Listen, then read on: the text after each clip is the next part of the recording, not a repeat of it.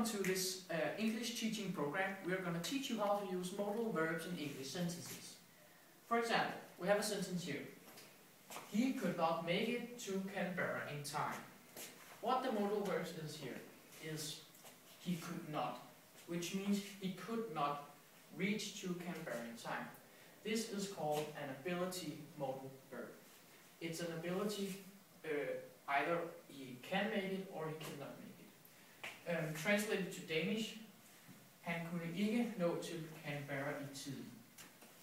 Her beskriver det igen, at han ikke kunne, men hvis vi fjerner ikke, så beskriver det, at han godt kunne.